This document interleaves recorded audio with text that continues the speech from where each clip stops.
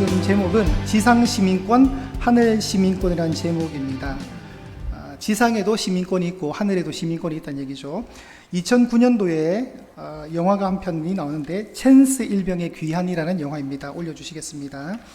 이 영화는 2004년도에 이라크 전쟁 때 미군이 참가하게 되면서 그때 해병대 일병 우리 군인 아저씨가 이제 사망을 하게 되었어요. 그래서 그 시신을 운구해서 가족이 있는 미국 땅의 고향 땅 시골 마을까지 그 운구를 그대로 운송하는 일을 맡은 해병대 중령이 이제 자신의 자서전을 통해서 영화로 만들어진 겁니다. 세계 최강의 국가가 미국이죠. 그 미국의 시민권을 가지고 있다는 것은 굉장한 힘입니다. 그죠? 미국으로 이민 가신 분들이 영주권 따기도 힘들고 그 영주권에서 다시 시민권 따는 건 굉장히 어렵고 복잡하고 많은 힘이 들어가는 그런 일이죠. 그래서 시민권을 가졌다는 것은 굉장한 힘입니다. 그 시민권을 가진 미국의 한 남자 우리 성인이 군인이 되어서 국가를 위해서 봉사하다가 이렇게 전사를 하게 되면 미국은 최고의 예우를 통해서 최선을 다합니다. 그걸 이제 보여주는 영화입니다. 운구가 되고 이제 여러 비행기들을 갈아타면서 먼 이제 미국 땅의 저기 서부 쪽에 좀 시골 마을까지 이 운구가 운송이 되는 거죠. 그 과정 속에 저 운구차를 보던 트럭 기사가 그 다음 그림 이제 라이트를 켜게 되고 그 뒤따르던 모든 차량들도 경의를 표하는 마음으로 이 운구차를 호위하는 것, 이런 장면이 나옵니다. 그 다음 그림은 또 어떤 데서는 이제 이 영화에서 나오진 않지만 지금 미국에서 저런 바이크족들도 운구 차량을 이렇게 호위하고 지나가던 길거리 시민들도 격려를 하고 또 어떤 비 오는 날은 군인 한 분이 운구차의 그 행렬을 보면서 또 경의를 표하는 거. 미국의 군인들은 심지어 일반석으로 비행기를 타더라도 군인 신분이면 1등석으로도 바꿔준다 그래요. 그리고 심지어는 맥도날드 햄버거 줄 서 있다가도 군인이면 그냥 앞으로 갑니다. 그거는 아무나 누릴 수 있는 게 아니죠. 제가 우동 먹으러 식당에 가면 어떻게 될까요? 아유, 목사님 앞으로 가시라고 저는 모든 것을 다 제치고 새치기를 할 수 있는 담임 목사에 저는 안 그래도 됩니다. 네, 그렇게 해주시는 거예요. 그래서 참 감명적인 말이죠. 조국은 당신을 꼭 찾아낸다. 6.25 때 전사한 그 미군의 그 유해를 발굴하기 위해서 심지어는 미군이 북한까지 가서도 실제로 합니다. 그 유해 송환이라 그러죠. 그러니까 그런 것들 하는 거죠. 그러니까 저런 미국의 군인으로 복무한다는 사실 자체가 미군들에게 굉장한 자부심이 되겠죠. 내가 죽더라도 국가는 나를 끝까지 책임진다. 그런 자부심이 있으니까 어떻게 군생활을 열심히 안 하겠습니까? 그죠? 한국도 마찬가지입니다. 우리나라가 지금 여러분 개발도상국이 아니라 선진국이 되었습니다. 그죠? 전쟁 이후에 이렇게 폐허가 된 나라가 이렇게 기적을 이룰 수 있는 것은 특별한 하나님의 은혜죠. 그러면서 따라 같이 올라가시 국격이 상승되었고 우리나라 여권의 힘은 굉장합니다. 여러분, 우리나라 여권을 가지고 해외 나가시면 그 엄청난 대우를 받으십니다. 입국 심사장도 굉장히 통과가 쉽고요, 까다롭지 않습니다. 1988년도 올림픽이 있을 때 그 전후만 해도 한국은 전혀 알려지지 않는 동방의 작은 나라에 불과했습니다. 그런 나라가 있어야 할 정도로. 여러분 토고 아십니까? 토고, 아프리카의 토고를 모르시죠? 네, 관심 없잖아요, 그죠? 그나마 우리나라랑 월드컵 때 붙어가지고 그 나라가 알려졌어요. 그러니까 우리가 올림픽 이후에 경제 성장을 하고 올림픽이나 큰 행사를 치르면서 조금씩 알려지다가 지금은 대한민국의 국가 브랜드는 엄청납니다. 저는 예전에 외국인들이 우리나라 관광 온다 그러면 사실 웃었어요. 왜 그러냐면 우리나라에 볼 게 그렇게 있나 할 정도로. 근데 지금은 뭐 K-팝, K-컬처 그런 게 엄청 많아가 외국인들이 우리나라를 너무 오고 싶어 해요. 끄떡해 주세요. 네. 제가 지금 지어내는 말이 절대 아니에요. 네. 우리나라에 국격이 있고 그 나라의 시민으로 살고 국가의 국민으로 사는 우리의 자부심도 있는 거죠. 미국만큼은 아닐 수 있지만 그래도 저는 대한민국의 국적을 가진 사람으로서 창피하지 않습니다. 너무 당당하고 좋습니다. 그런데다가 홍제동의 이 예양교회 너무 좋지 않습니까? 그런데 목사를 하고 있는 제 자신이 너무 자랑스럽습니다. 이런 프라이드와 자부심이 있습니다. 우리 지난주에 사도 바울이 빌립보라는 도시에 갔습니다. 배그림 한번 띄워주실까요? 아니죠. 참 지도를 올려주셔야 되겠네. 자, 드로아에서 환상을 봤습니다. 마게도냐 사람이 나타나서 건너와서 우리를 도와달라. 그래서 저기 아시아와 유럽이 만나는 저 지점에서 배를 타고 갑니다. 쇼카니가 어디에 도착합니까? 엔터 눌러주세요. 자, 빌립보라는 동네에 도착을 하게 됩니다. 저 빌립보는 자 저쪽에 로마까지 로마의 그대로 축소판입니다. 로마라는 거대한 도시를 그대로 옮겨서 로마가 저 지역을 집중적으로 키웠습니다. 퇴역 군인 장교들, 현역 군인 장교들을 집단 이주해가지고 야 이곳에 우리가 그대로 로마에서 누릴 수 있는 특권을 그대로 줄 테니까 여기서 살아. 그러니까 사는 조건으로 이 해외까지 온 거예요. 퇴역 군인들과 현역 군인들이 와서 그 도시를 정비를 해서 강력한 또 다른 로마 도시를 하나 건축한 것이 빌립보였습니다. 이 빌립보에 사는 로마인들은 자부심이 있습니다. 왜요? 우리 시민권자라는 거예요. 시민권자. 지역만 다르지 우리 로마랑 똑같이 대우받는다 이거예요. 자부심이 있을까요? 없을까요? 있죠. 다른 어떤 지역보다도 있습니다. 가장 로마다운 도시를 만들어내서 로마의 문화와 기강과 어떤 문화와 정치 가치를 다 심어놓았습니다. 그러니까 이 동네는 로마의 법치를 그대로 가져왔기 때문에 질서를 혼란하거나 사회를 문란시키면 가차없이 체벌을 가하는 법이 다스리는 강력한 지역이었습니다. 그런데 귀신 들린 여종을 고쳐줬다는 이유 하나만으로 그 귀신 들린 여종 때문에 돈을 벌던 그 주인들이 바울을 고소하고 정식 재판 절차 일체 없이 무조건 때리고 그리고 감옥에 가두고 발에 착고 채워서 감옥에 집어넣어 버렸어요. 그런 상황이었습니다. 그런데 그러면서 그 일을 통해서 로마 당시에 그 감옥의 간수가 하나님을 믿게 되었고 그 가정이 하나님을 믿게 된 그 열매는 있습니다. 그리고 이제 하루란 시간이 지났습니다. 오늘 본문이 이렇게 시작합니다. 35절에 날이 샘에 날이 새었습니다. 본문을 보십시오. 날이 샘에 이제 어떤 일을 하냐면 바울과 신라를 가두었던 그 일행들을 이제 내보내라는 겁니다. 35절에 날이 샘에 상관들이 그들의 부하를 보내서 야 저 사람들 내보내 이제 내보내 이러는 거예요. 왜 그랬을까요? 잘 알 수는 없지만 하루 동안 수감했으면 충분하고 이 정도 버리면은 아마 된통 정신을 차렸을 것이다. 이런 관점도 있을 수 있고 정식 재판 없이 무리하게 투옥을 했기 때문에 뭔가 찜찜함이 있는 거예요. 법치국가인데 법대로 하지 않았다는 어떤 약간의 죄책감, 찜찜함 때문에 내보내려고 했던 것 같아요. 빌립보로 가는 배편에는 8번 올려주세요. 사도 바울이 현재 지금 2차 전도 여행 중에 있습니다. 1차 전도 여행을 잘 마치고 1차 전도 여행 때 갔던 지역의 교회와 성도들이 잘 있나 싶어서 2차 전도 여행을 시작하게 되었는데 본의 아니게 자신의 의지와는 상관없이 유럽으로 가게 된 거예요. 그래서 빌립보로 가게 됐죠. 빌립보로 갔던 행로의 선교사님 4명은 바울이 있었고 그의 파트너 실라가 있었습니다. 그리고 중간에 누가 합류하냐면 디모데, 나중에 바울의 영적 아들이 되는 디모데가 합류하게 되고 마지막으로 합류했던 사람이 누가였습니다. 누가. 자, 사도행전 16장이잖아요. 사도행전 16장 8절을 한번 펴보실까요, 여러분? 사도행전 16장 6절이군요. 사도행전 16장 6절을 한번 보겠습니다. 그 다음 그림 주세요. 네, 그 다음 그림. 네, 이것도 좋네요. 자, 제가 읽을게요. 성령이 아시아에서 말씀을 전하지 못하게 하시거늘 그들이 부르기아와 갈라디아 땅으로 다녀가. 그들이가 중요해요. 그들이. 원래는 여러분 바울과 신라가 2차 선교여행을 출발했는데 중간에 누가 합류했다고요? 디모데가 합류했습니다. 디모데가 합류할 때까지는 이 누가복음에 이어서 사도행전을 쓰는 기자가 누구예요? 누가거든요. 누가가 지금 사도행전을 기록하고 있는 거예요. 근데 자기가 없으니까 바울과 실라와 디모데를 향해서 그들이라고 쓰는 거예요. 그들이라고. 자기가 없기 때문에 3인칭으로 보는 거예요. 그들이. 그렇지만 10절에 보겠습니다. 10절. 사도행전 16장 10절.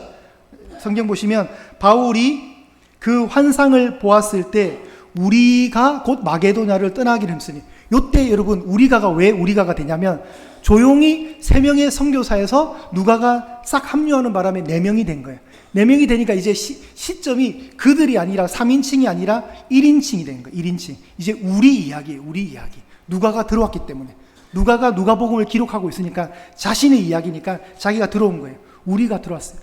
그래서 저 배 4명의 빌립보로 가는 저 배편에는 4명의 선교사가 있는 거죠. 바울과 실라와 디모데와 누가가 있었습니다. 그런데 지난주에 바울이 체포를 당하잖아요. 귀신 들린 여종을 고치면서. 근데 감옥에 누구만 들어갑니까? 바울과 실라만 들어가죠. 디모데와 누가 없어요. 누가가 없단 말이에요. 이 사람들은 그 귀신을 쫓아내는 현장이 마침 그날 없었던 것 같아요. 그러니까 4명이 체포돼서 들어가는 것이 아니라 2명이 체포돼서 들어갔습니다. 그 2명이 지난주에 일방적으로 얻어맞아서 감옥에 들어가게 되었고, 이제 날이 새어서 감옥을 책임지는 그 상관들이 이제 쟤네들 내보내라고 했던 상황이 지금 현재의 상황인 거예요. 36절입니다. 36절 말씀 볼게요. 간수가 그 말대로 바울에게 말하되 상관들이 사람을 보내어 너희를 놓으라 하였으니 이제는 나가서 평안히 가라. 쉽게 말하면 야 너네 이제 가, 집에 가, 이거예요. 이거 어제랑 좀 태도가 다르죠. 너네 이제 집에 가도 돼 라고 하는 거예요.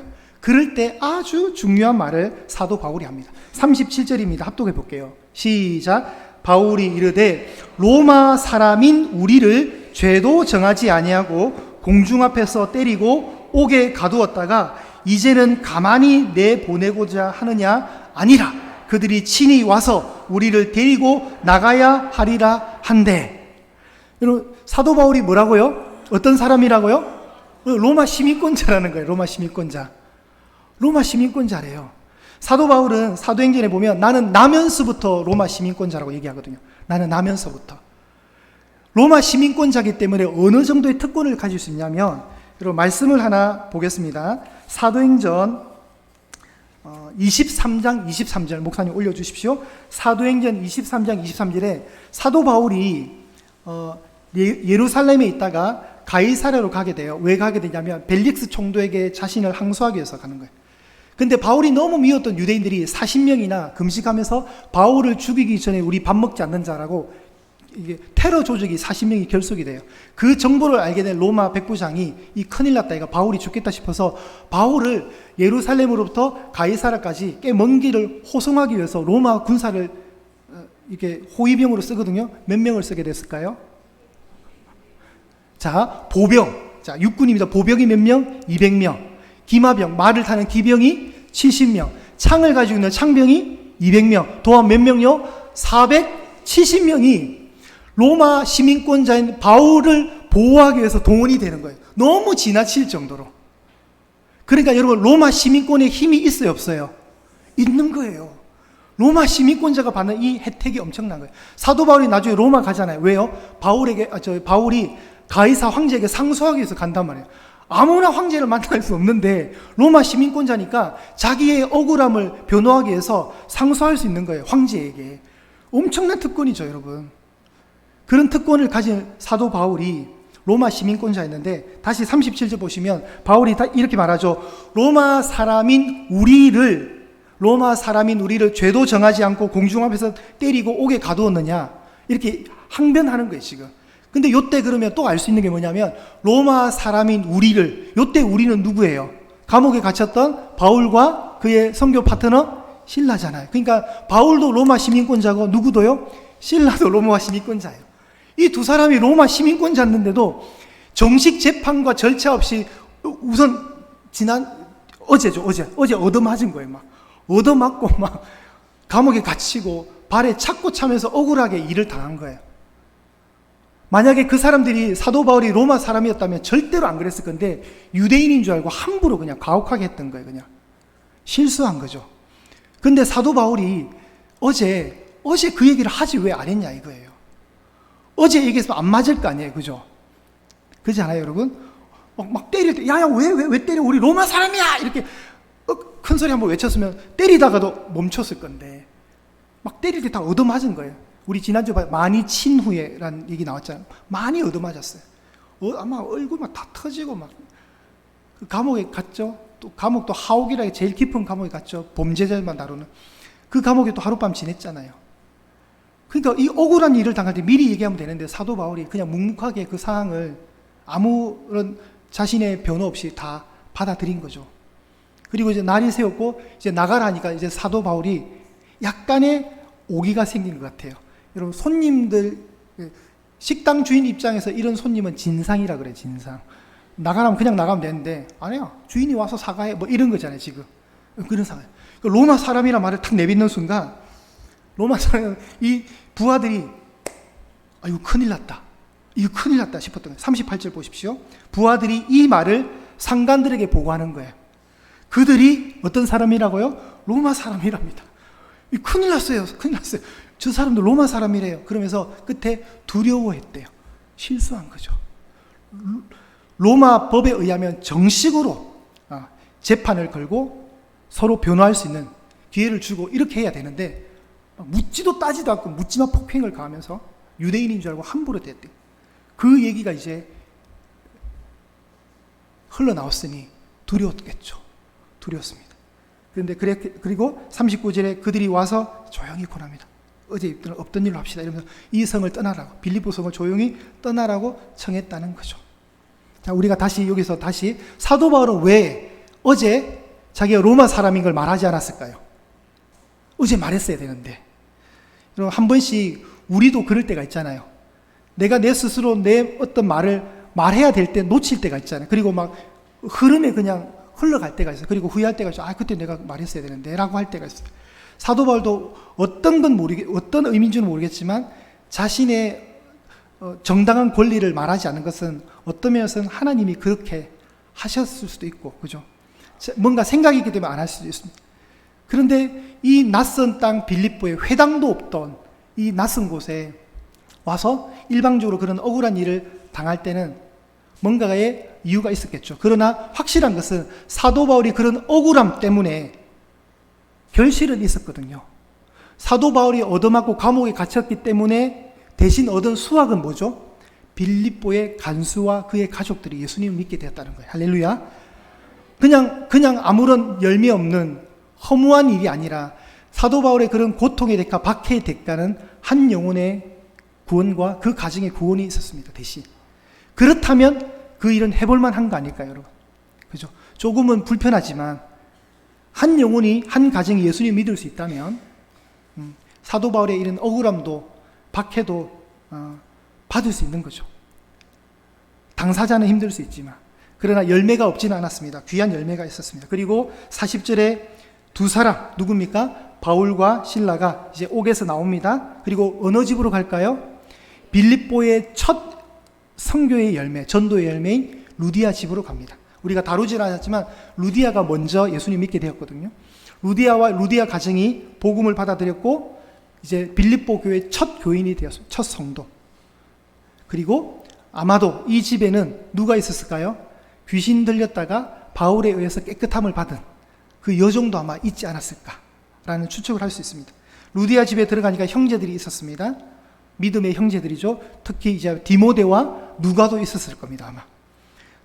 그리고 그들을 만나서 서로 위로하면서 서로 격려하는 모습으로 사도행전 16장이 마치게 되는 사건입니다. 사랑하는 여러분, 사도 바울이 이 빌립보에서 당한 이 아픔과 어떤 실패와 같은 이런 일들은 절대로 아픔도 아니고 실패도 아닙니다. 사도 바울이 자신의 권리를 온전하게 주장할 수 있었는데도 불구하고 이렇게 감옥에 갇히는 억울한 일을 당하면서까지 자신의 어떤 그 스스로의 권리를 내려놓은 이 모습을 보면서 아마 빌립보 성도들은 아마 감동받았을 거예요. 왜죠? 특히 이제 간수는, 그리고 간수 가족들은 더 미안함과 고마움이 있었을 거예요. 자신들도 생각해보면 바울이 감옥에 갇혔기 때문에 자신이 예수님을 믿게 되었고 그의 가족들이 예수님을 믿게 된 거란 말이죠. 그러니까 아마 고마움이 있을 거예요. 그러니까 어땠죠? 잊지 못할 좋은 신앙의 추억이고 이 모든 것은 공동의 영적인 자산이 되는 거예요. 이 박해의 결실은. 그러니까 나중에 사도 바울이 선교사로서의 삶을 드릴 때 가장 사도 바울을 아끼면서 후원을 많이 하고 사랑을 많이 주었던 교회가 빌립보 교회였어요. 실제로도. 그런 추억이 있는 거예요. 여러분, 삶의 주인이 바뀐 자들이 이제 모였습니다. 이 빌립보에 살던 사람들은 빌립보의 시민권, 로마 시민권도 가지고 있었지만 더 중요한 천상의 시민권을 가진 자들이 된 거예요. 간수도 루디아도 그의 가족들 모두가, 심지어는 귀신 들린 여종조차도 로마 시민권자라면 이제는 삶의 주인이 바뀌었기 때문에 그 로마 시민권이 중요한 것이 아니라 천국 시민권이 더 중요하다는 사실을 알게 되었습니다. 빌립보서 3장 20절 올려주십시오. 사도 바울이 빌립보 성도들에게 편지를 썼죠. 3장 20절에 이렇게 나옵니다. 우리의 시민권은 어디에 있다? 하늘에 있다. 읽어보실까요? 시작. 그러나 우리의 시민권은 하늘에 있는지라 거기로부터 구원하는 자 곧 주 예수 그리스도를 기다리노니. 아멘. 빌립보 성도들에게 뭐가 있어요? 로마 시민권도 있지만 함께 뭐를 가지고 있어요? 하늘의 시민권을 가지고 있다는 것을 잊지 않는 거예요. 왜 이 시민권 얘기를 하는 거예요? 이건 빌립보만 해당되는, 이해될 수 있는 곳이거든요. 데살로니가나 고린도나 이런 거는 시민권 얘기를 할 수가 없어요.